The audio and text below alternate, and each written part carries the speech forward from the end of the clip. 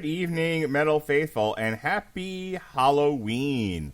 This is the Metal Hammer of Doom, and I am your host, the mandated reporter, and frankly, I'm mortified, Mr. Mark Radulich. And tonight, we're doing an impromptu show, an unscheduled show, ladies and gentlemen. You know, like you would schedule your holidays fall on very specific days. Halloween specifically falls on the 31st, which is when you're supposed to trick or treat. More on that in a moment. This is an unscheduled, like, just hippie, out of nowhere craziness that we're doing on a Sunday night, on Halloween night. And we're doing this because Limp Bizkit, yes, sir, Limp Bizkit released their 6th studio album, Still Sucks, also known as Limp Bizkit Still Sucks, in case you were wondering who still sucked.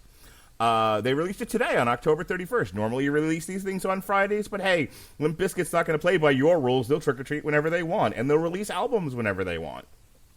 So since they released an album today, I grabbed Jesse and Robert Cooper from the fun they were having with the people they were having it with and said, hey, you know the 106 podcasts we dropped in the last 4 days? We're going to drop 107. So here we are, first.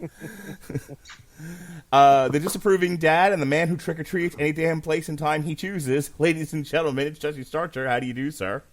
There's a schedule to these things, Mark. There's a schedule, okay? That we scheduled this for 10 o'clock tonight. I was here, all right? Mm-hmm. And just, you know, kind of keep that in mind when you go trick-or-treat and you go knock on somebody's door in the middle of the night. You know, hey, there's a schedule for that. Nobody's just going to have candy waiting for your ass to show up whenever you want to. You got 2 hours or an hour and a half. Okay, we'll debate this. Okay, yeah, that's a little bit of fuel to the fire there. We'll talk a little bit more here in a second. Me and you are gonna go. Me and you are gonna go chest to chest. Okay, we're gonna go chest to chest over this, like Tommy Lasorda. Okay. We're gonna have it out over this because we'll have words, Jesse Starcher. But a man who has come back to us after a long hiatus and is here with us tonight from whatever Halloween fun he was having, the Metal Coop, the Robert Cooper. How do you do, sir? Long hiatus. I was just here the other day. We're still welcoming you back. See? Oh, well, I appreciate that. I feel welcome. Yeah, I was going to go see The Shining with my lady friend in the theaters, and it's probably a good thing I didn't because, I wouldn't have been able to make this impromptu podcast. That I looked at my messages and went, "Oh shit, they were talking. That's not a replay album. This is new." So instead, I went and watched the new My Hero Academia film. Oh, I took my daughter to see that yesterday. What did you think of it? I thought it was all right. Okay. It definitely felt more akin to your late 90s, your late 90s to mid 2000s Shonen Jump films, mm-hmm. Where nothing is of consequence, and at the end of the day, it's a filler episode. Yeah, it's an extended episode of the series, essentially. Yeah, I mean, it definitely felt like a filler episode, like where something cool happened, and you know that character's probably not ever coming back again. But you know, the animation was gorgeous. Mm-hmm. I mean, it was a fun watch. Yeah, it was a good use of an hour and a half. Here's what I'll tell you: my completely unadulterated, uninformed thoughts about My Hero Academia, because this is literally the first time I've ever seen anything. I've not read the manga. I have not watched the anime. And I had 2 observations about this. One, I have come to the conclusion that all of the anime ever has one character who can't stop screaming into the camera. And the entire ride home, that was the only way I would talk to my daughter. She would ask me a question, and I would go, "I don't know, Lily!" You know, and just keep doing that. And occasionally I would just yell, "You stupid idiot," because that's the other thing those characters do, is they just scream, "Get out of my way, you stupid idiot," and they do it. And that's the only way they talk. This happens in Demon Slayer. This happens in My Hero Academia. The only place I hadn't seen it was Odd Taxi. But, you know, whatever. As far as I'm concerned, this is all anime all the time, ever. Well, I mean, if you're talking Shonen Jump, Shonen Jump anime, sure. Like, there are very specific tropes. And, I mean, this shit's been going since the 70s, technically, as a genre. So, like, it's going to repeat itself. I'm just going to say I marked, not you, the other one. I marked out when Deku was doing the multiple punches because all I'm thinking of is Fist of the North Star. Yeah, where he, I had a very similar thought. My favorite, I decided that my favorite character though is Baku. Is that his name? Baccarat? Bakugo, yeah. Bakugo, yeah, the guy with the hand grenade arms. Yeah. Funny thing is, I've read like half the manga from the library. Yeah, the library. And I'm not to wherever this was set. So I was like, oh, cool. Huh. He couldn't do that last time. So it was it's kind of like when I went and saw the Demon Slayer movie, which is, I thought was going to be kind of like this, like, oh, yeah, a little side story of something that's not going to really matter, is very inconsequential. I'd only watched 2 episodes of the show. And then as the movie was ending, I'm like, huh. Something tells me this wasn't just a little bullshit. And then I watched the fucking series, and I was like, okay, I need to go watch that movie again. No, it is consequential to say the least. The other observation I made about specifically My Hero Academia is that this is basically X-Men. Yeah, I mean, it is it's very interesting, the fact, and I read a very nice article on it. Yeah. On how a lot of times your Japanese and your American superheroes are very much done in different manners. Like, for example, you have most of your superheroes are not. Damn it, Dave! Get your paw off my computer. His name is Dave. He turned filter keys on. I don't even know what that. Good luck getting those things off. I don't know how to fucking do that. Oh, I just hit no.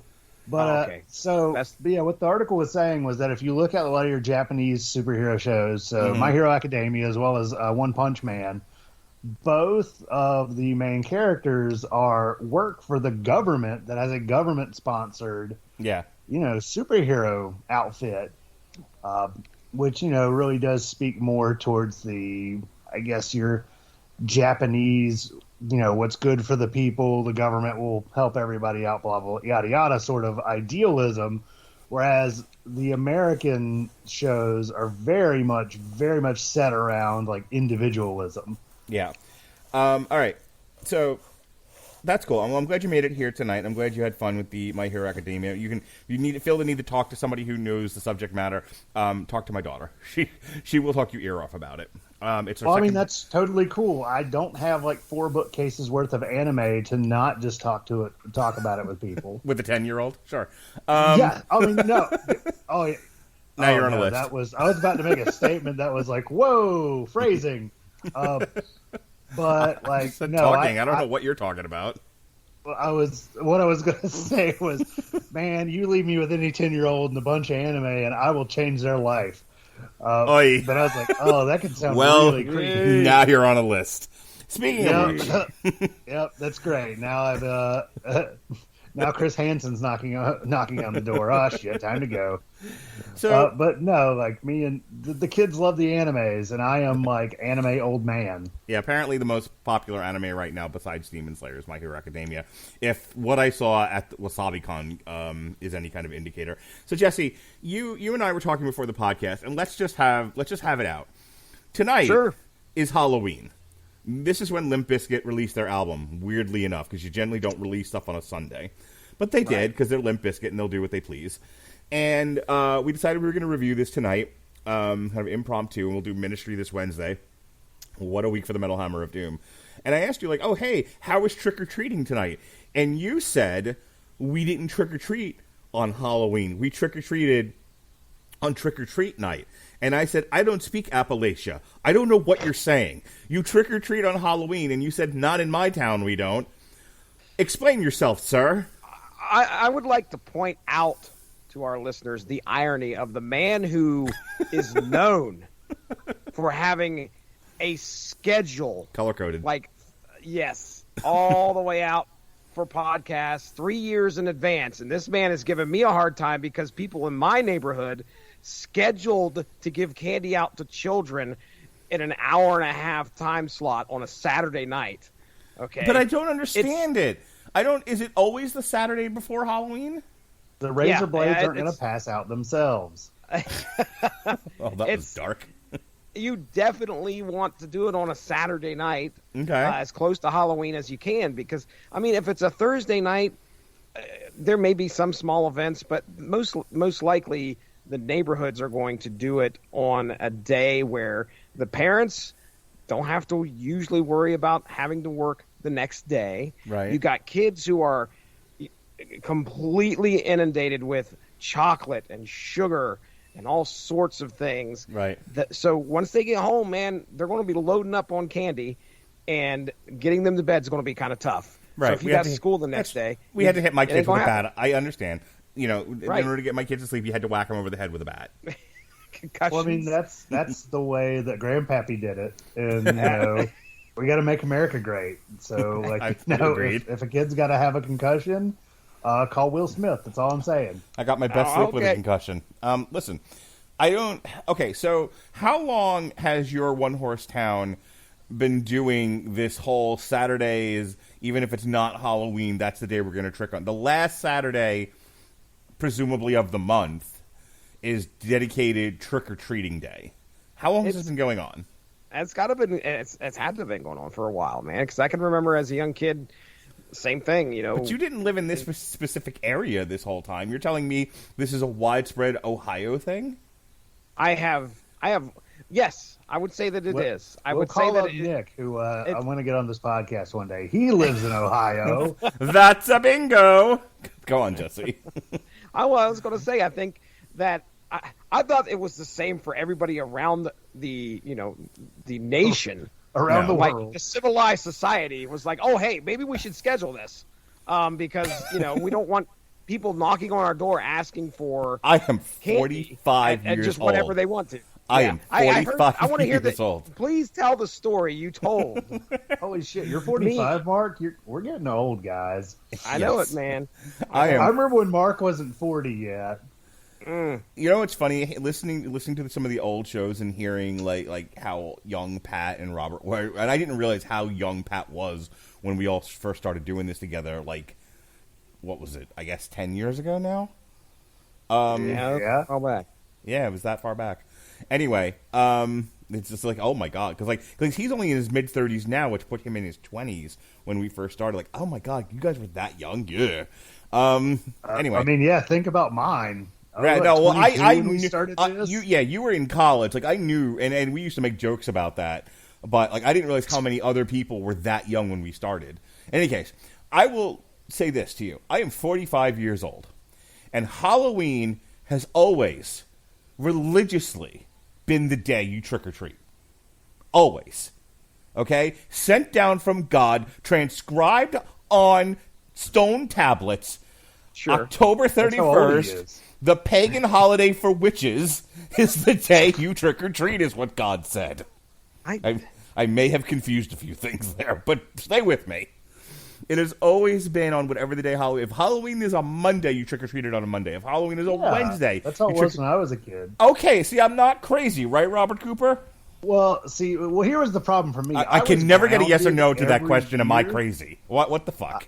I was grounded every year as a kid by the time October hit, so I didn't necessarily get to have as much of the Halloween fun as some of the other kids, but no, the only time I ever remember it not being on like the day of was when it was on Sunday, because everybody's parents had to go to work the next day. I guess when I was a kid growing up in the hood, right, in the hoods of Uniondale, the hoods of Nassau County, Long Island, if Halloween was on a Saturday or a Sunday, you just went out earlier. You went out, before the sun went down. You went out like late afternoon, maybe 4 or 5 o'clock. And, and then you came home around 7 or 8 o'clock. Because that's the other thing I need to talk about. Can I talk to you for a minute, Jesse? Oh, you can. Okay. I love Fred Durst. We love you. I promise. This album is 30 minutes. If we only reviewed the album, we'd be done by now. Anyway, when I was a kid, right, put your costume on, right? Maybe you dressed up as a soldier. Maybe you had an Uzi. Maybe that Uzi looked like a real Uzi. Maybe in those days, cops didn't shoot you for carrying an Uzi around. I'm just saying. Right. True story. Right. Well, it depends on what color you are. Not in the hood I grew up in. Yeah. In the hood I grew up in, that didn't matter. In any case, I mean, I thought I was gonna say the hood I grew up in there wasn't black people because not honky town.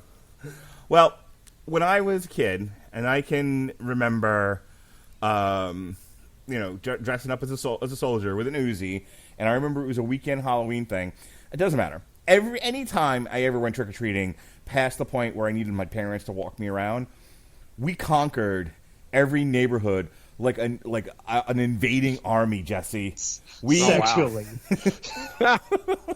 Maybe we every house in the neighborhood, and then we burned the neighborhood down, and we went to the next neighborhood, and then we conquered that one too. And before you knew it, we had taken over like a 20-mile radius of trick-or-treating neighborhood. Do you understand what I'm trying to tell you? These kids today, these pansy-ass kids of mine, of yours, of everybody else's that I've noticed, I feel like I should be banging a shoe right now. They walk a few blocks, Jesse Starcher, and they're like, I'm tired. We've been at this for an hour. I'm tired. Yep. I want to go home, Grandpa. And I'm like, no. What is best in life? What is best in life? Crom, the Halloween god. To take all of the candy, to defeat your enemies, see them driven before you, and hear the lamentations of the women. And the children are like, you're crazy. I want to go home. Right. Yeah, man. It's like this year I noticed a very large lack of effort from my children to go and get candy. And I was like, how is this possible? There was no way. Once October hit, you were just waiting for that chance to go out and do some trick-or-treating. And my 11-year-old, we got about, I don't know, 2 blocks on down the road after hitting a bunch of houses. Is this the last house, Dad? Is this the last house? And I'm like, dude, I said, we could. You do not want more candy? I mean, we still got a half hour. We can go get some more candy. Oh, man, I'm just really tired. I'm like, okay, well, whatever, man. When I was a kid, we stuck it out. We trick-or-treated like we were storming the beaches at Normandy. It was about victory. Run. That house. Run. Yeah, we were running through people's houses just to get to the house behind them. My mom shared a story with me over the weekend. She said at some point when she was taking me trick-or-treating, I was like 3 or 4 years old, the lady opened up the door to hand me some candy. I took the candy and went in and sat down on our living room floor and watched TV. What you doing? Apparently, I really wanted to watch what was on TV at that time. I just sat down and was like watching TV. My nephew a year or two ago was like the house inspector. Like every time, like he didn't quite understand what the concept of trick or treating was. He'd knock on the door and just like hello, and just start walking in. We're like, Kieran, come back. But yeah, I mean, it started off okay because you know me, I can be a bit loud. I'm a bit of a personality. I think we can all agree on that. Not much, not like some, but definitely a little on the boisterous side. Yeah. I mean, you've been running a podcasting network before white women liked it, so I'm just saying. True. I'm a card.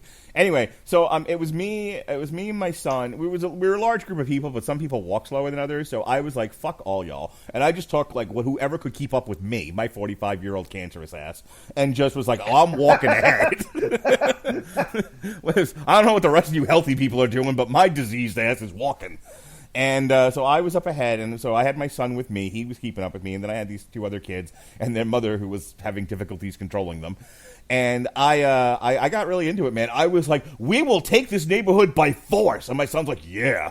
Like, you could just see him foaming at the mouth. Like, he bit his lips. It was blood. You know, the kids, the other misbehaving kids were just like, finally, this is our moment. This man's ready to lead us to victory. And I said, I am. Candy, victory, motherfuckers. They said, yeah. So I said,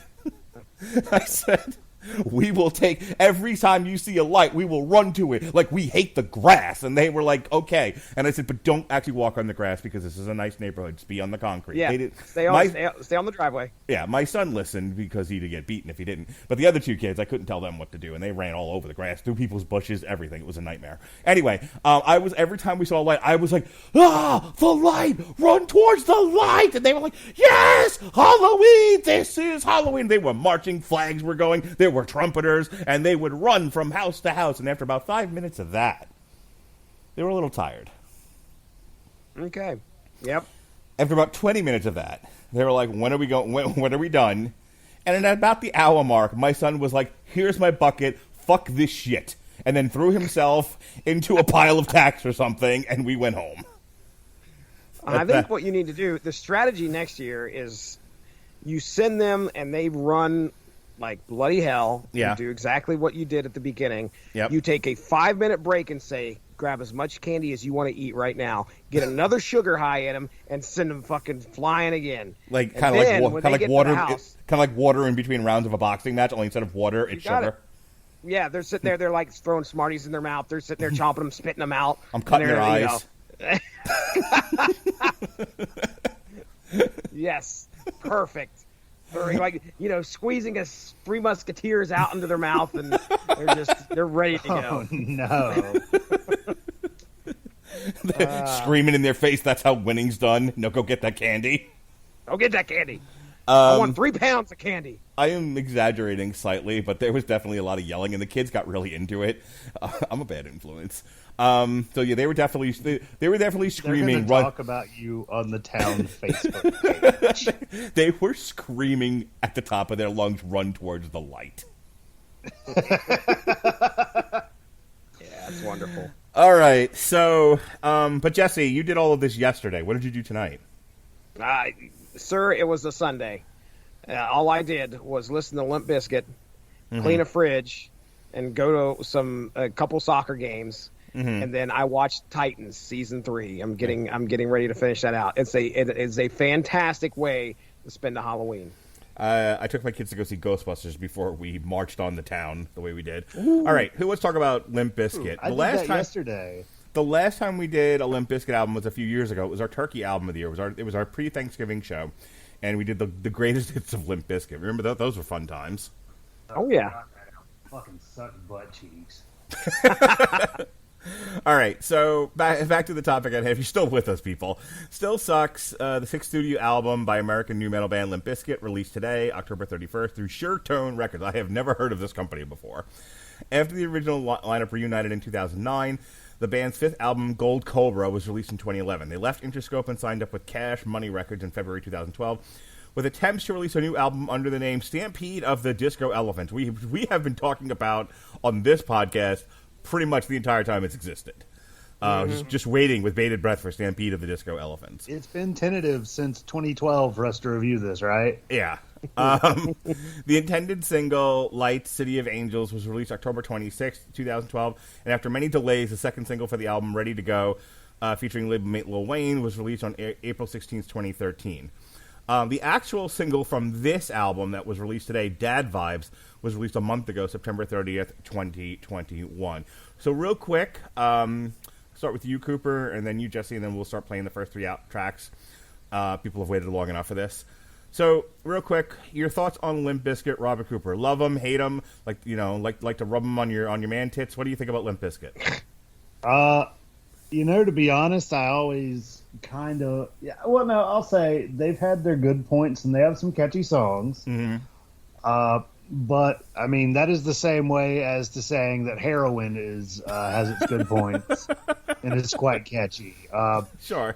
People like it plenty, but it's destroyed lots and lots of civilizations. That's ridiculous. Jesse, set this man straight. Well, listen. Man, 1999, 2000, you got Significant Other, you got Chocolate Starfish, and my gosh, man. I mean, I could not stop listening to either of those albums at that time. Now, I will occasionally, at least, I don't know, twice a year, revisit Chocolate Starfish. Mm-hmm. And just recently played it for my 11-year-old son who, he got a kick out of it. So, those 2 albums were probably some of the staples of me transitioning from a teenager to an adult, I guess you'd say. I don't know, but rather juvenile lyrics if you really get into what you're hearing. But I had a good time nonetheless with some Limp Bizkit back then. Now, since then, though, no, I wasn't really keeping up. I wasn't really listening. I wasn't limping with the Limp Bizkit. So, I wasn't doing that. We got the chance to talk about their greatest hits and go back in the archives and check out all of that discussion, because that's the I PTR think show, man. That hasn't been re-aired since we've been on this feed. I haven't Really? I haven't gotten around to it yet. No. I'm surprised. Okay, well, keep an eye out for that, because that sounds like some he said, she said bullshit. That's great stuff. That is some great stuff. But yeah, I've enjoyed it, and I'm really, as we get into the album, this took me by surprise. I had no idea they were dropping an album today, until you mentioned it, and I saw it on the schedule. So. I guess we'll call it a pleasant surprise till we get to reviewing it. I have to say, and I'll go ahead and we'll transition to playing the first 3 songs now, but I will tell you, I was playing it this morning while I was working on web pages, and I started a mosh pit. I legit started a mosh pit in my living room. Like, I got up and just started skanking around the living room and just nailed my son. I, elbowed my daughter. They're both looking at my wife like, what the fuck? And my wife's like, I'm shutting the door. This is all between all y'all. They're running over there, banging on the door. Open up, mommy. Oh yeah, I was just like, get in the pit, and they were like, please, we're children, and I'm like, no, Limp Bizkit, motherfucker. That's how it is in my house. Nice. You ever just start up a mosh pit with your kids, Jesse? No, I try not to, because my son's getting a little bit bigger than I am, and I'm a little worried. All right, we'll talk later. All right, so here we go. The first 3 songs off Still Sucks. This is Out of Style, Dirty Rotten Bizkit, and Dad Vibes. We cannot change the past, but we can start today to make a better tomorrow.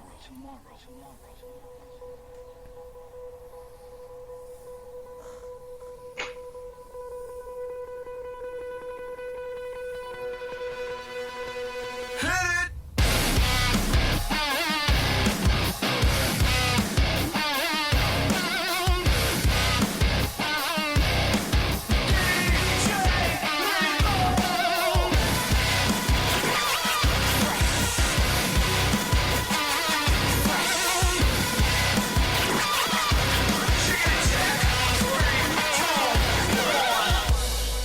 I've been asking for something. While I'm asking for nothing. Is it gonna change? Hurts me in a loving kind of way. I'ma celebrate. Yeah. It's time to rock this motherfucker, cause I'm always out of style. Never change my style, cause my style is kinda fresh. You bitches asking for a sound check. Check 1, 2, bitch. You barely touch the ground. Yeah, choke up on your bounce skate. Coming down the mountain. Copycat, you lucky that I let you hang around me. Check 3, 4, bitch. Get out there on the bounty. In the war zone, got these campers all around me. We should be on the same team. On the motherfucking same team.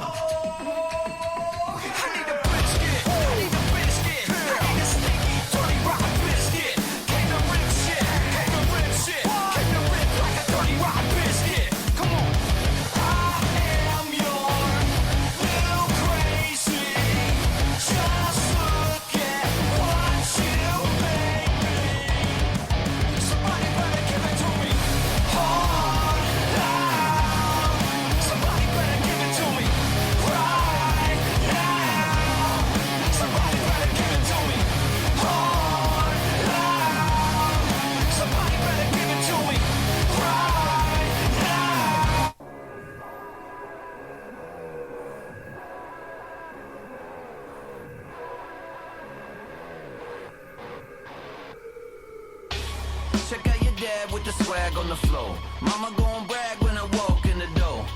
ain't never seen a gorilla in the mist walk the line so fine with a blindfold. Keep in mind, though, hot dad riding in on a rhino. Got the roll on the rap with the dad vibes. Now everybody bounce with the franchise. Come on. Can't live with them, can't live without them. New kid back on the block with a rip. Dad got the fag in the back with a drip. Come and get a sip. La-di-da. Can't live with them, can't live without them. New kid back on the block with a rip. Dad got the fag in the back with a drip. Come and get a sip. La-di-da. La-di-da. La-di-da. Okay, those first two songs are everything I want on the Limp Bizkit album, and I could have just dealt with 12 tracks of that. Out of Style and Dirty Rotten Biscuit, oh my god, I was jamming in my computer chair. I almost got up and started a mosh pit with my wife, and she's sleeping in another room. I would have just jumped on top of the bed, start picking up change, mule kick the dog. You know, it doesn't matter. I'll just start throwing mirrors around. My god, those two songs, like... There is music you can appreciate for its artistry, and then there's just stuff that makes you want to throw your toilet. This fits the latter, if that's what you need in your life. And I need toilet-throwing music in my life, Robert. Toilet-throwing music. I need toilet-throwing music. I need music that gets me so amped up, I rip the toilet from the plumbing and just yeet it across the room. You know what I mean? You ever just yeet a toilet, Robert Cooper? I'm trying to ask you. I mean, that's kind of a euphemism for something. I just know it. But, you know, there are often times in my life where I just wake up and I'm like, you know what? That toilet looks tasty. And then I throw on Limp Bizkit. And then I'm like, go to town on it. How's that go again? Thank you. You're welcome. Like, dude, I'm not going to lie. So when I threw this on, because I saw that, I saw the chat pop up with, hey, we're still good for 10. And I'm like, what the fuck? And I pulled up the calendar and went, oh, funny story. So I did the math and realized that if I got out of the movie at this time, I can throw the album on and it's a 32-minute drive. I'm set. And I was. And the album started and I was very surprised because I was not expecting it to be anything worthwhile. And gosh darn it, it was worthwhile. It really is. Like, Limp Bizkit's not going to win any awards for... you know, deep, meaningful lyrics. But if you just need toilet throwing music, can you get much better than either Limp Bizkit or Five Finger Death Punch, Jesse? I'm trying to ask you. Five Finger Death Punch, Jesus. Calm your tits. First of all, it's like one of the most popular shows we've ever did besides Baby Metal. Calm the fuck down. Well, I mean, popularity does not equal quality, sir. You are correct, and I cede the floor to your appropriate comment there. But on the other hand, you can't, you know, it's what the people want, Robert Cooper. Don't you understand? The people want Limp Bizkit and Five Finger Death Punch. That's where we are in our culture, Jesse Starcher. And Tucker Carlson's the #1 rated cable show. It's a sick-sad world. You know, it's so funny that you pretty much took the words right out of my mouth about the first two songs. Our toilet throwing? Yeah. How did you know? I was going to say that.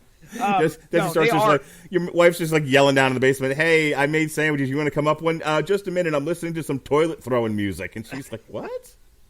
I still don't like this Mark Radulich guy. He's a bad influence on you. You didn't used to throw toilets. I'm sorry, go ahead. No, you did say that that's what you wanted, and that is exactly what I wanted as well.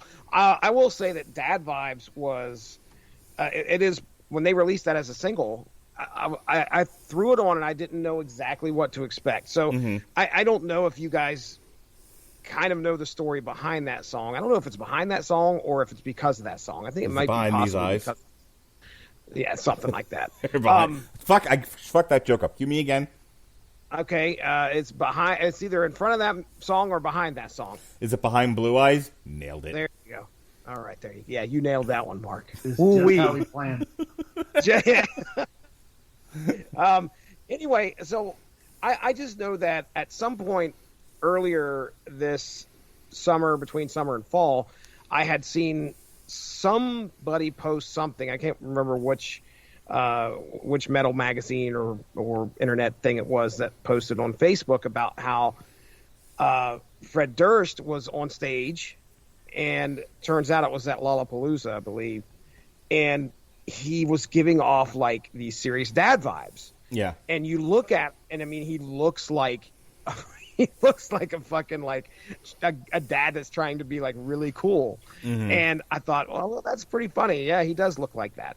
And then the single drops, and I was trying to figure out, like, did he write that specifically because of the way he looks, or did he write and the criticism that he was getting, or did he write that and now people were covering it because he wrote a song about dad vibes? Either way. Can I come to Fred Durst's defense for giving off dad vibes? The man is 51. He's earned the right to give off dad vibes. I agree. I agree 100%. Yeah, I mean this, and that's why I was like, well, if this song is his reaction to getting criticism because he looks like a dad, I mean, for crying out loud, I think it's expected now. But I think actually he was out in front, and he was the one, he chose that look specifically because of the song and was performing the song. But anyway, at any rate, I enjoyed the first three. I thought the first three of this album I was like, okay, if we get something that sounds like these three for the rest of these songs, this is going to be a great album. I was going to be really impressed, especially for how long they have been waiting to put something like this out. But I'm going to get let down. Just spoiler alert. So, anyway, I enjoyed the first three, and I think we're off to a rocking start. I would agree with you. All right, let's go ahead and get into the next set of three songs here. We've got, for your listening pleasure, Turn It Up, Bitch, Don't Change, and You Bring Out the Worst in Me.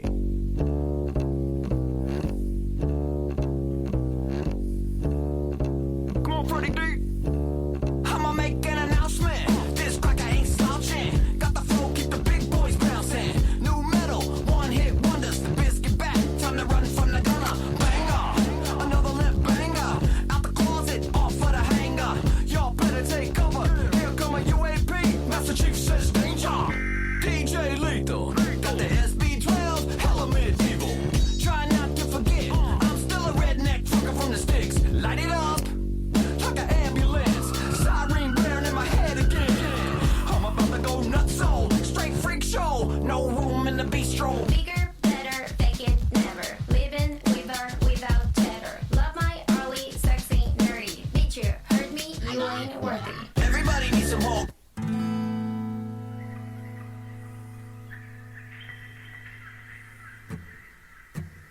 I'm standing here on the ground. The sky above, it won't fall down. See no evil in all directions.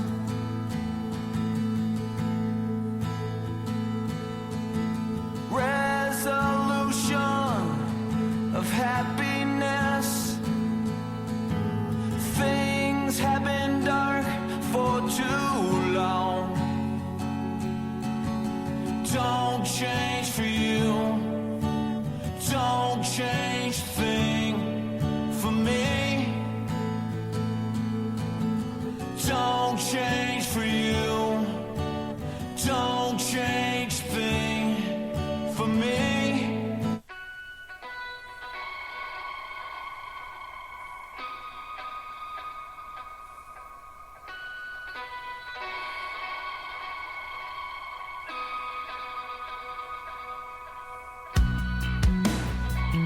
It's Halloween, and I'm your ghost. I promise to haunt you the most. When love is dead, your heart went black, and I promise you I'm coming back. All right, we are at the midway point of this album review, and this part of the review is brought to you by Grammarly. If you write an album and it's got the reading level of a first grader, you might need Grammarly. Grammarly's AI-powered products help people communicate more effectively. Grammarly helps you write mistake-free on Gmail, Facebook, Twitter, LinkedIn, and nearly anywhere else you write on the web. Grammarly corrects hundreds of grammar, punctuation, and spelling mistakes while also catching contextual errors, improving your vocabulary, and suggesting style improvements. To download Grammarly today, go to getgrammarly.com/W2Mnetwork. Again, it's getgrammarly.com/W2Mnetwork to download Grammarly for free. So, Jesse, did I nail it? First grade? No, sir. Actually, you're way off, surprisingly, here. Really? Yeah. So, Coop, I don't know if you've ever been on a show where we've done this before. We will take an album, and all of the lyrics in said album we will throw into wordcounttools.com to kind of come up with, I don't know, a nice little snapshot of the readability of the album. And the readability level of this album is a 9th to 10th grade student. I don't believe that. Well, that is what it's saying. It must be the repeated use of na na na, which apparently is the second most used word in this album. I will give you and Coop one guess apiece as to what the most used word 61 times throughout this album will be. And I'll start with Coop. Give me one word. Bitch. Okay, that is not on the top 10. All right, Mark Radulich. Fag. Say it again. Fag. You said the word fag. Okay, that is not in the top 10. The number one. What ranking does that come in, though? Because I know he says it a lot in one of the first 3 songs. No, it's not. It's not in the top 10. Not in the top 10 at all. It's in the top. And 10. I don't. No, all I have is the top 10. I can't unfortunately go past that. So, okay. The number one word that is used is me. Me. Uh-huh. Does that say something, Coop? It does, doesn't it? That says something about the album. To our modern society, yes. Right. So there's also 2 word phrases, and number 4, which I find kind of strange, is the number 4 used phrase on the album is "chocolate on." So I know there's a song in here where he's referencing the chocolate starfish quite a few times. That's probably it. But 43. This threw the whole algorithm out the fucking window when he's going na na na throughout the fucking dad vibe song, because that is the number 1 2-word phrase is na na, and the number 1 3-word phrase is na na na throughout the whole album. But yeah, you got number 5 and number 6. Fucking Dream Theater. Phrases. This is not. No. Somebody better give it. Is number 5 and number 6, and then "It to Me" is number 7. That whole fucking song must have just destroyed this the album here. But anyway, yeah. So 9th to 10th grade. I mean, my goodness, it's. I don't know. You weren't I wouldn't expect. I was kind of like you, Mark. I wasn't expecting anything too deep. Yeah. But if you look at the last 3 songs that we just listened to. Turn It Up, Bitch being probably the exclusion. When you get into Don't Change, things definitely change. Would you agree? I would agree. Okay, because it starts to get, what we're starting to hear is nothing like the first 3 songs on this album. And one thing that I noticed as well, it's like, you said this album is not even, it's a little bit over 30 minutes. A lot of these songs hover around like the 2-minute and 15-second mark. Yeah, it's a very punk rocky album in terms of song structure and length. Right. But anyway, there you go, Mark. I turn it back over to you. Direct it how you want to. I'm going to ask you, are you like my daughter? Were you disappointed by those last 3 tracks? Is this where the album loses you? Right. Don't Change definitely lost me. Take it off of there. But I was like, strike it from the record, but you can't, or you're going to end up under 30 minutes. And then you bring out The Worst of Me. Turn It Up, Bitch maybe gets a pass just for having bitch in the title. I don't know. But yeah, I wasn't too impressed with the last 3. I wanted more of what we got in the first 3. So I'm upset. What about you, Coop? What do you think of these last 3 songs? There was a reference to Halloween in it. Yeah. Right. I mean, that was quite timely for the time of year we're reviewing it and Yeah. the day they released it. I wasn't really as big a fan, of course, as the last three. Just kind of like you guys were. Like at most, I was like, it's alright, but it's not it wasn't great, amazing, nothing like that. I was thinking, I was getting two kinds of vibes. I was getting like when Everlast left House of Pain and became a solo artist, and then he was doing like the whole Whitey Ford sings the blues thing, and you're like, oh, this isn't Jump Around. Okay, but it's still cool. He still has a nice voice, and I like his like little acoustic song there. They really want to know what it's like to sing the blues. You remember that one, Cooper? Yes, I was there for that. Totally. Okay. The only thing the only thing I really knew about Everlast was when he did that song with Carlos Santana.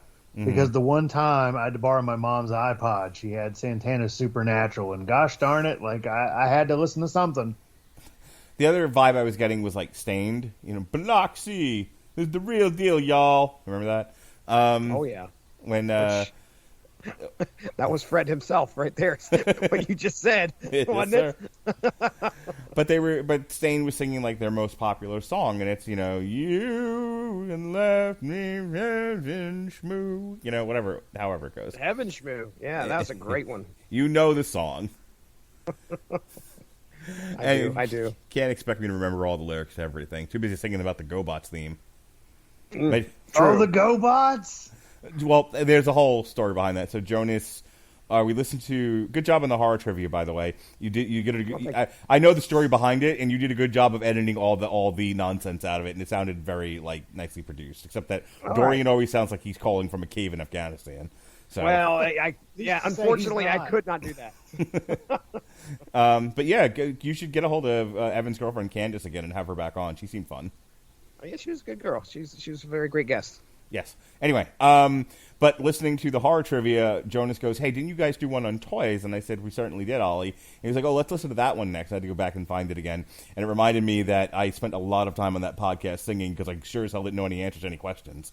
So. At one point, we were all doing a sing along to the GoBots theme and the My Buddy theme, which was fun. I've never heard the GoBots theme. The only reference to the GoBots I had as a child was a Pog of the GoBots. Jesse, wow. Should I sing them the GoBots theme? Well, okay. Now, is there still going to be controversy as to whether it's the actual theme or the commercial? Oh, Jesus! Because again. Remember? Yeah. You have to be pretty precise in this now that you know. Okay, I don't want to do this anymore. This isn't fun for me. I don't want to do it. Don't expect me to remember things. Anyway, so my point of order. I liked "Don't Change a Thing." It was giving off that Stained Everlast vibe for me. Though I think having it right next to "You Bring the Worst Out in Me." Bring Out the Worst in Me was not great track planning. I feel like those two needed to be separated. That's a lot of slow right back to back. It came across as almost a theme. Yeah. Change needs to be in the album. It's just me. You don't think so? I see. I it's fine where it is because I think the first four songs are all pretty heavy, and then you have Don't Change there to sort of break up the tempo. But then you got to get right back in the thick of it again. You need to bring Out the Worst to me a little bit lower down on the track listing. I don't think this was organized very well. So that's my opinion. Okay. All right. Oh, hey, by the way, just real quick, Is this Word about Count GoBots? Tools did. No. This wordcounttools.com Yes. just threw something up here, and specifically it says there was not 46 fucks in that fucked up rhyme. Oh, Jesse. Oh, you throwback king, you. All right. All right, let's move on to the next set of three here. We've got Love to Hate, Barnacle, and Empty Hole.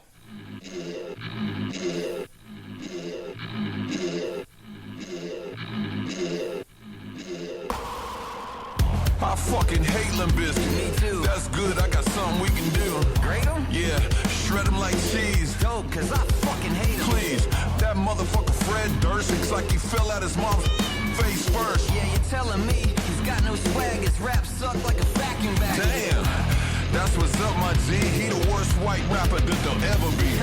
Sure as fuck ain't no Eminem. Looks like he's got Drake's pubes on his chin. Yeah, he's a punk ass bitch. You won't ever catch me listen to any of his shit. I don't blame you, they're fucking lame. That's why we friends, dog. We feel the same. Joke's on you. You missed one clue. And this next song goes out to all you barnacles out there. You robbed my patience. I lost my patience. You suck on everything. You fuck up everything. I know you cannot see beyond the nose on your face. You clean now. It's misery. Barnacle, get off of me.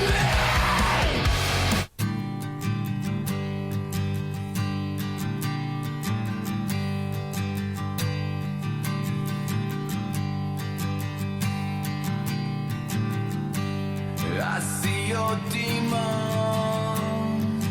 They've been reaching for a reason to displace your love, to disgrace your soul and leave you with an empty hole. You fail to measure turbulent weather. I feel the pressure to erase your love. All right, so the Love to Hate song is a bit of comedy there. I debated actually cutting it because it's like almost not a real song, but I guess it's there's music in there. It technically constitutes a song. It's kind of funny. I like the idea of this whole album being kind of a response to 20 odd years of Limp Bizkit hate and just being like, well, suck a dick. I mean, you know, Right. we're quite successful. We don't really care what you think. And I respect that. I don't know if you know this about me, Jesse, but I respect people who don't give a shit what other people think, because you might be doing a boxing live stream with your good buddy and and then you tell a story about how you made your wife bring you a beer on camera because you thought it would be funny in front of your two male friends, and somebody might call you a dick because of it. And you know, sometimes you just got to not give a fuck what they think. Call me a dick, I don't care. Say Limp Bizkit sucks. It's the what is it? The worst rapper ever. He has Drake's pubes on his chin or some shit. They said it's like it's like sometimes you just got to be like, fuck you. All right, moving on. Yeah. You know what I mean, Jesse? True story, by the way. Yeah. Oh, well. It doesn't surprise me you made your wife bring you a beer. I was on a show with Pat and Jason. Well, yeah, I mean, might as well. Have you heard the U review yet? No, but I've seen the rave reviews of said you review, which makes me want to check it out as soon as possible. It gets a little weird. Oh boy! Oh boy! Can I get a dead mom joke count? Zero? If it's zero, I'm there. I'm just gonna tell you, you're in the ballpark. That's a foul ball, but you're in the ballpark. Listen to the podcast and then come back to me. And I guarantee you, your first thought's gonna be, and you're gonna pull the collar. Yeah, already. Dead. You said a dead mom joke counter? Yeah. And it's dark, just like that dead mom's coffin? Thanks for being here, Coop. I don't know any of this, so I'm actually very sorry if that was a little too far, but it came in my head and it was fucking funny. Here's why I'm not going to stop you. When the person who, let's put it this way, if there's somebody who's making fun of themselves in their own situation and constantly doing it, when somebody else does it, I can't correct that person. If somebody draws a line, like if someone says you can't make fun of my kids, that's the line. Can't make fun of my wife, that's the line. And someone does it, you have to correct them violently. However, if you're making dead mom jokes and then somebody else is like, your dead mom joke is funny, here's another dead mom joke, can't correct them. Do you see the math on that? Well, yeah, it's just like one of those, no, you're making a dead mom joke, so I'm just making one with you. Right. So, at this rate, you're just telling me it's okay to do that. Right. We teach others how we want them to treat us. I've learned that in therapy. this is wow. Okay. So Jesse, Love the hate. Oh, love the hate. So Loki. So Loki. Thank you, David Wright. Yeah, Love the Hate was funny. I liked listening to that. I love how there's a twist in the end where, they all of a sudden, these guys who are just bagging on Fred Durst and Limp Bizkit are at each other's throat, which is pretty funny. Yeah. I'm really upset that Barnacle did not have one single SpongeBob reference. See, I went a different thought. I was thinking about Seamus from Family Guy, about the episode where Peter gets a prostate exam, and and Seamus starts talking about like barnacles in your bunghole, because he's he's talking about like blockages and possibly like prostate cancer, and he referred to it as barnacles in your bunghole. So that's what that's what I thought Fred Durst was going with Barnacle. We are products of our own television. You know that, right? We really are. Quick point of order: "Don't Change" is actually an NXS cover. Oh, okay. All right. Yeah. Well, did not know that. Very Yeah. good. All I right. meant to bring that up before. All right. What'd you think, Coop? I actually, the Barnacle song I thought was really odd. I was like, is this code? Is this code for something? See, I'm not the only one. Put it past. Yeah. Well, because I was like, this is for all you barnacles out there. I'm like, is this like Urban Dictionary speak for a woman that won't leave you alone at the bar? Okay, interesting. I don't know. I mean, that's just where my Yeah. All right. that's where my brain went. Let's do some lyrical dissection here. Okay, let's be Barnacle. Oh. Limp. Doing lyrical dissection, and Mark Radulich wants to do that. Limp. Mike. Well, I mean, it's not about a glory hammer, so it's fine. I've got it right. I've got it right here. Okay. All right. Fuck you, and let's go ahead and see what this is about. Okay. You rot my patience. I've lost my patience. You suck on everything. You fuck up everything. Fucking wordsmith out there. I know you cannot see beyond the nose on your face. You're clinging now. It's misery. Barnacle, get off me. Coop may be closer to the truth on that. Yeah, I mean, it could be maybe a song, just, hearing that about people that are latching onto his fame or something. But maybe. I'm going with prostate cancer. Jesse? Oh, okay, sure. I'll go with Patrick. this is Patrick. This song goes out to my main motherfucker, SpongeBob. This is SpongeBob singing about Patrick. He's done. He's fucking done with it. He's done with Patrick's shenanigans.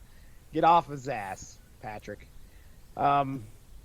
Yeah. So Empty Hole, it's funny you talk about wordsmith. Yeah, if you, again, readability 9th to 10th grade, we'll just say that when you look at how these songs are written and structured, it's definitely not rocket science. No. It's definitely It's more missile science, if anything. Yeah, I would say slingshot science. I'll put it that way. Slingshot science. It's 2 sticks and a fucking rubber band, dude. You did good. You got anything else, Robert? If not, we'll play the last 3 and then we'll end this Halloween edition of the Metal Hammer of Doom. I mean, I did feel that the Limp Bizkit Suck song was a interesting social commentary on those who hate others, eventually turning on one another to hate each other, because the only thing that brings them together is hatred. That's good. That's Nicely put. Nice. Wow. Look at Very you. good. Look at you. You come so... I feel like I've watched you grow up, Cooper. I really have. I feel like I've watched you mature. Oh, 10 years. shucks. I mean, technically, you kind of have. I was going to say 10 years, man. Damn. I feel like that time that you were away banging that girl and adopting a cat, like that was like your college years, and now you've come home with your advanced degree in mathematics. I don't know why. Yes, except I have a bachelor's degree in bullshit. All right, we'll play the last 3 songs tonight, and then Jesse's going to tell us what the Angry Metal Guy thinks. Oh boy. Yeah, we need to find out. I don't even think I looked for reviews. I don't think he's had time. I doubt he can find the opportunity to ascribe his hate for this album. I was going to say, you don't think everyone did what I did, which is tripped and nearly fell over myself getting to my computer to schedule a podcast review of said album that was announced it was coming out 2 days ago. I'm kind of worried that we're the first ones that might be reviewing it. We're not. We're like the 4th. We're in Oh, uncharted good. territory. All right, then. All right, so here we go. Last 3 songs of the night of this fuck show. This is Pill Popper, Snacky Poo, and Goodbye. Thank you, Kenneth. It's no secret that our governments have fostered a culture of corruption in which special interests and big donors advance their interest at the expense of everyday people. The pharmaceutical industry does not create cures, they create customers.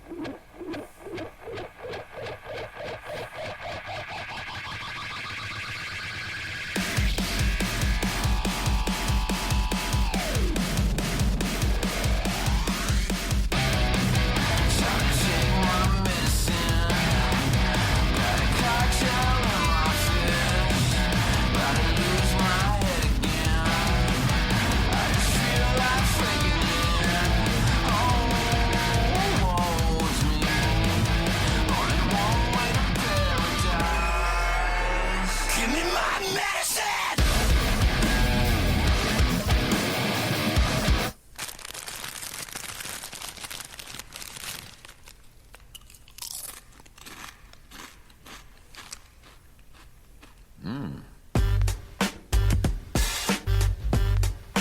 Chocolate on a starfish.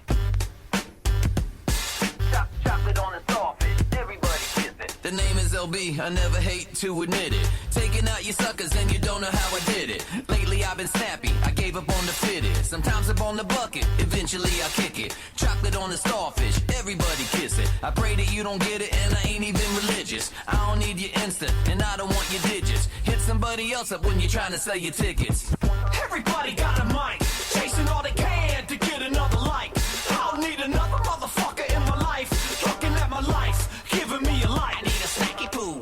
Everybody got a mic, chasing all they can to get another like. I don't need another motherfucker in my life, looking at my life, giving me a light. I need a snacky poo. Chocolate on a starfish. Chocolate on a starfish.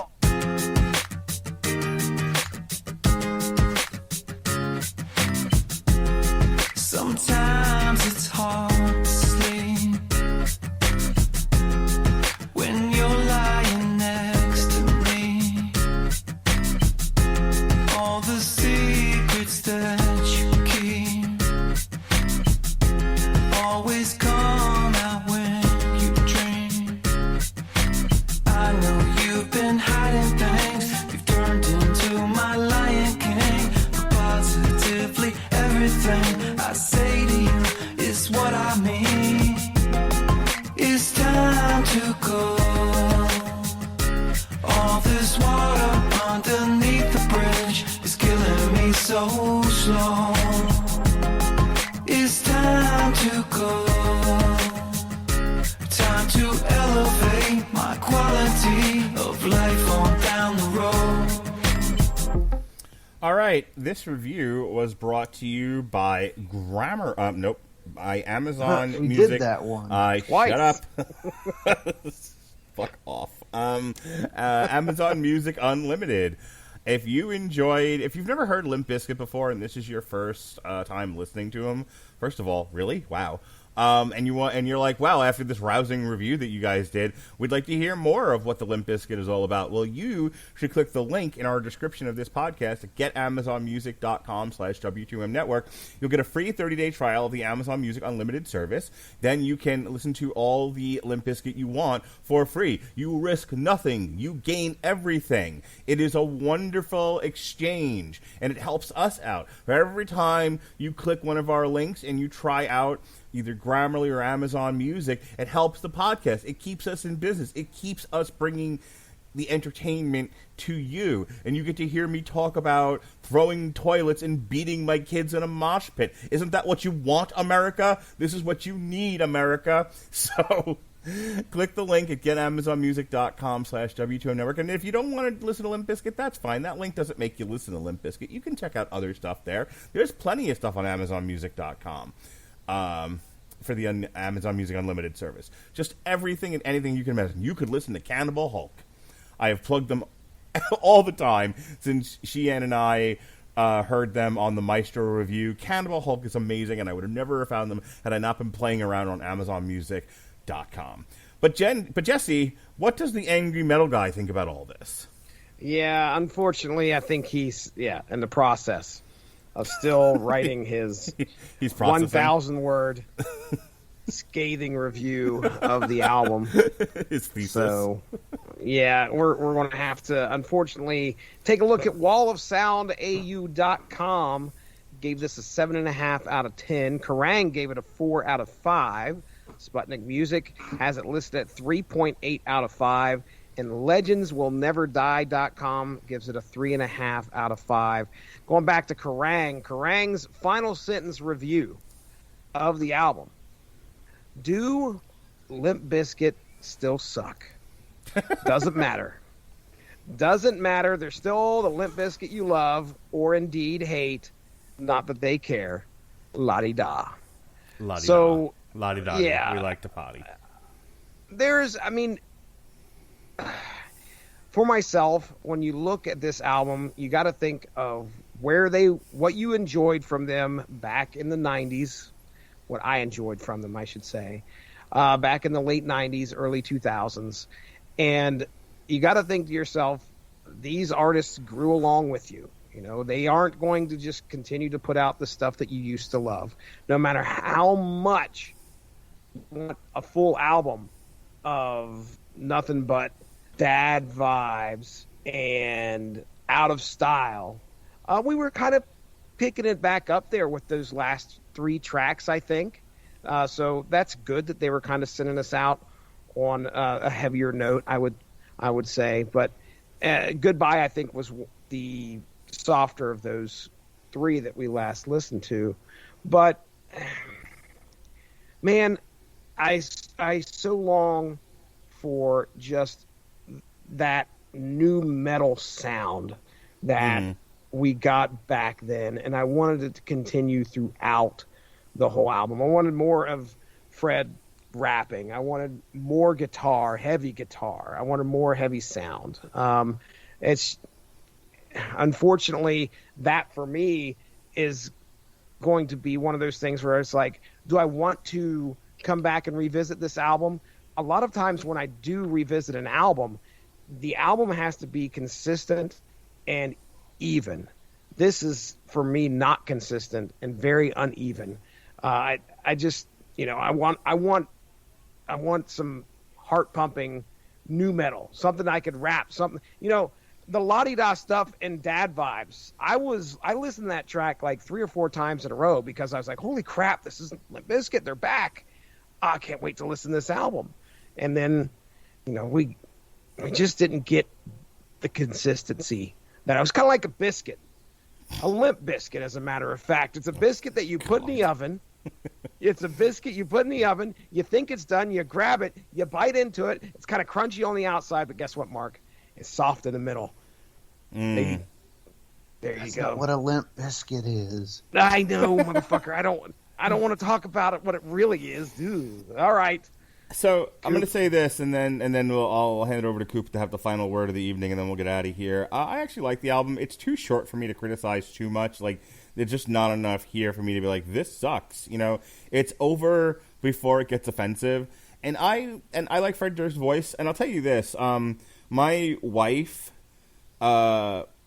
wife listened to the. I had it going in the living room when I was working on the website this morning, and the thing that she said to me, she didn't even realize that was like Fred Durst singing some of these softer songs. She's like, oh, wow, that really sounds cool. And that's the thing. Like, I kind of had the opposite interaction with this album from you, Jesse, where it was like, I think, normally it's me who has a very high expectation, and then nothing ever gets to my expectation, and I am disappointed, as my daughter would say. This one, it was so sudden and so new that I was like, I just like threw it on because I knew we were going to talk about it, and it was on in the background as I was doing something else, and it didn't distract me enough from what I was doing because it's bad. And when I was paying attention to it, I was enjoying it. It was pleasant to hear in the background. I think if I had focused on it too much, I might think differently. But as far as just inoffensive, fun music to have on in the background while you're doing stuff, and maybe start a mosh pit with your children, I think it was successful. Is it the best album we've heard this year? No. Is it Rumahoy? No. but it is definitely at least a solid B- to B for me. It's a little better than average. It's not great, but it is solid. And I think after a 10-year hiatus and as many false starts as they had with Stampede of the Disco Elephants, I'll take this. You know, these guys have all got to be around the same age. If Fred Durst is 51, the rest of the band has to be pretty close to, to his age. And, they're still putting out fairly pleasant music for those of you who like nu metal sound. But what do you think, Robert Cooper? Actually, that song, that one of those last songs, the one about the snackies, is it a reference to the Nookie? And you taking that cookie and sticking it up your yeah? And sticking it up your yeah. I do. That's the whole time I was like, is this the song about the Nookie?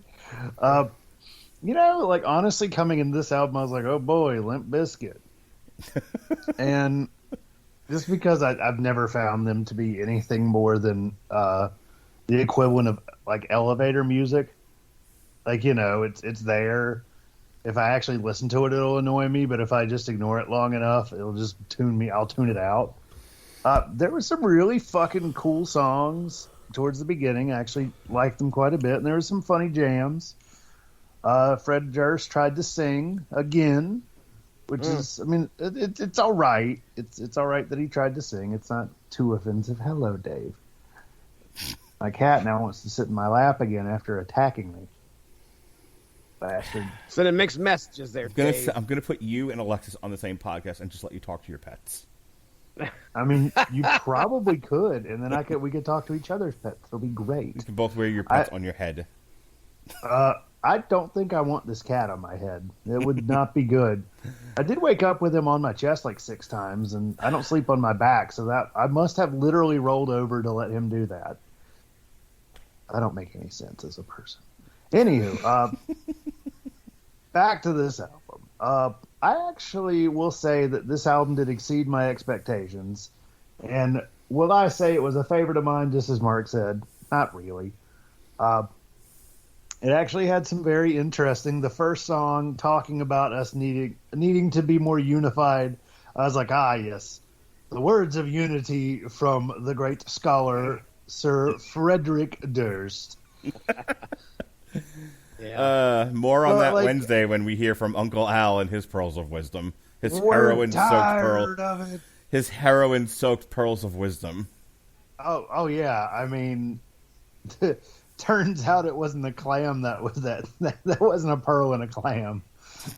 That was a moldy bean in an old cat food can. All right. But yeah, I'd give this album a solid 3 out of 5. Like what it does well, it does. It does well, and what it doesn't do well, it's not really around long enough for me to hate it. All right. Well, folks, that wraps up our review, our Halloween review of Limp Bizkit Still Sucks. As far as what we got going on the rest of the week, we dumped a shit ton of content. Might have been a smidgen overwhelming. Just today alone, Jesse's Rise of the Midnight Sun. We had a re-airing of an old show that we did that just never made it to the W2M page. Trick or Treat Reanimated, an Italian progressive metal band doing anime covers and shit. Jesse and Alexis Haina reviewed Power Rangers and Nightmare on Elm Street. I was actually listening to that on my drive home from my brother-in-law's house. You guys, that seems like a fun book to talk about. It was. My son, who has become very demanding and is like, we must do more podcasts. I must be on camera all the time. Like, nobody wanted to do podcasts, and then we started live streaming, and suddenly everyone wants to do it now. Apparently that was the carrot that I needed to dangle in front of people. So my son was like, and I don't know where he gets this from, we should, because it's the holiday, we should do something holiday-oriented to get numbers up. I was like, Jesus Christ, dude. Like, kids like running around with that was your reaction? You were not like high-fiving a kid like, I raised you right, son. Have you not noticed that I don't like people doing the things that I do? Only I can do them, and I only want people to do the things that I want them to do when I want them to do it. Oh, well, that's a great message to send your son.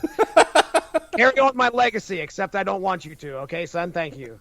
Go do your own shit. He got his way. I gave him his way. So we ended up doing a live stream alternative commentary for a Nightmare Before Christmas, which was funny because him and my daughter were both on camera, and then my wife was doing her nails off to the side, but she kept like yelling comments from the side. You tell her to be quiet. Oh, a bunch of times I told her to get back in the basement. We don't have a basement. Oh, nice. Okay. Alligators live in the basement. This is Florida. But right. I think at one point I referred to her as the beer wench because I had just seen Scream last night again. Any case, she had to assure people on the podcast that she's not been kidnapped, that she lives here voluntarily. You know what? That's what a kidnapping victim would say. All right. Anyway, so we did that.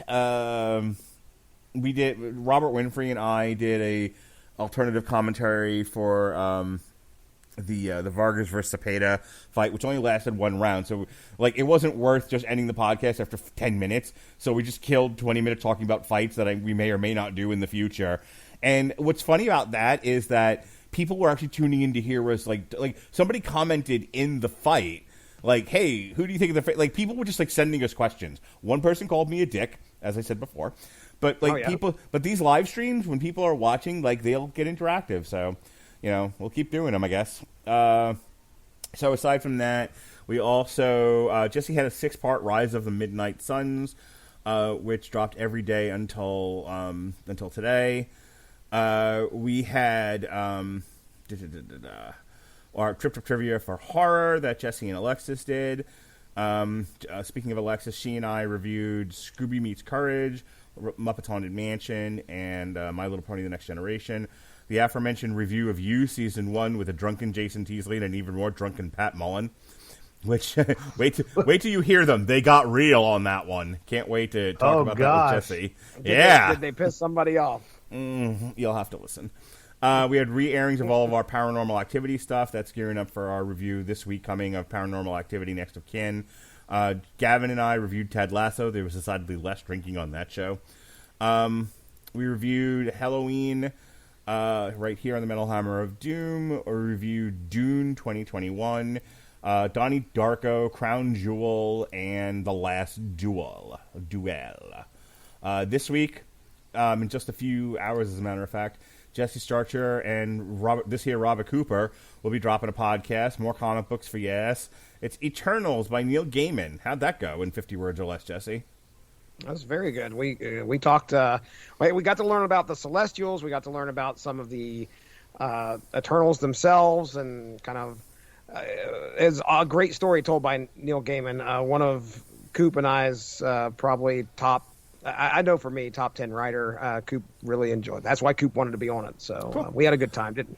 So we'll be reviewing Last Night in Soho this week, Paranormal Activity Next of Kin, Ministry Moral Hygiene, Season 3B of Dark Side of the Ring, and then Friday, myself and... it's going to be another therapy session. I can already see it coming based on what he said in the chat. Myself and Robert Winfrey will be doing an Oscar triple feature. We'll be reviewing Nomadland, or as we like to call it, Sad Piano, the movie, Mank, and The Father. And apparently Robert's got some issues that the father triggered. So, yeah, looking forward to that. And then a week from tonight, we've got a re-airing of our Pride and Prejudice and Zombies review. And then in the evening time, myself, Chris Bailey, and Dan Lasby will be doing alternative commentary for Canelo Alvarez versus Caleb Plant, which will more than likely not end in the first round. Robert Cooper, there's some girls' podcast you do occasionally, yeah? You know, it's really funny. I recorded an episode, and she's like, we'll just re-record it. And then we never did, and she hasn't released anything like since. Have you so told is she probably going to do it again? Have you told her about the nonsense that we do on this podcast? So, like, honey, there's nothing you could have possibly done that's going to be any worse than what this guy does, and he doesn't re-record shit. Yeah, well, I mean, she had been using dating sites as a way to plug her podcast, which, you know, I don't know if that's the best way, but then again, maybe it'd be different if I were a woman, because, you know, as a man, I unfortunately could only get women to listen to my podcast if it was about serial killers or something. We're back to that again. Okay. Dude, I am fucking telling you, like, my lady friend loves true crime too, but at least she's awesome. And likes the comedy ones that I listen to, rather than like Teedly I want to be butchered the fucking podcast. I don't understand. I really don't understand the obsession. Like, my mom is obsessed with that shit too. I'm like, why does fucking morbidity flick your bean? And speaking of flicking one's bean, Jesse Starcher, do your plugs and take me home. Oh, well, hey, you covered most of what's coming up this week. Check out the Unspoken Issues podcast. Chris Armstrong and I usually get together, talk about 90s comics. We have some other people on there. One, Dean Compton of the Unspoken Decade has showed up. We've also had a couple other guests on the show. So if you like 90s comics, check that out. Yeah, Tripped Up Trivia dropped, so we'll be looking forward to recording our Disney themed podcast this coming November. You better get some more guests, or my whole family's going to be on that fucking show. Yeah. It looks like we're shooting for 4, but we might end up with 20. I mean, that's a record number of guests. But yeah, we've you should do Family Feud style. I would love to do something like that. I honestly would. The Radulich family versus the Radulich and Broadcasting family. Oh, that'd be nice. Mark would be torn. Like, he wouldn't know who to help out. Who would you help out on that one, Mark? Are you sticking with your own family? Traitor. And then you can check out. Wait, start again? What are you asking me? So if there was a family feud and it was the Radulich family versus the Radulich and Broadcasting family, which side are you? Oh, I will turn on you people in a fucking heartbeat. You fucking asshole. Yeah, there's no honor among thieves. Okay, hang on. Answer 2 questions for me. I'm not having sex with you, so I guess that counts. That's one. That's one mark against me. Damn it! I was gonna get there. I was gonna do a whole thing where I knew where you were. I do a whole thing where I wipe tears from my eyes and everything. But fine. You gay? And does your mother know you're gay? Cut my fucking joke short. That's fine, Jesse. Just step right on my toes. All right. So we're not. So just to be clear, we're not banging. Yeah. No, we're not banging. I'm afraid not, Mark. Okay. Well, then that's one strike against you. You know what? Mark's gonna fucking win you over with his fucking sexy rendition of the GoBots theme. Oh, Mighty Vehicles. Okay, that's a panty melter right there. The second criteria: did you fall out of my wife's vagina? Okay, no, I did not. Okay, well All then right, we'll see you. We'll see you on the other side, Mark Radulich. All right, we will look across from each other. That's how it's going to work. There was a joke that I was going to make, but I'm good. You're going to stop yourself, okay? I mean, there's 2 ways you can fix it. I'm just saying. So. Oh, really? I do not plan on falling out of your wife's vagina anytime. I was going to say, can we knock out both at the same time, or what? All right. Yeah, that's it. I'm done. I don't know if I want to plug anything else. Clearly. I know you don't want to plug Mark. That's what you're doing. Yeah. All right, folks. When the jokes get like that, it's time to stick your dick in the mashed potato and get out of here. Is that what you've named it? Be well. Shut up. Be well, be safe, and behave.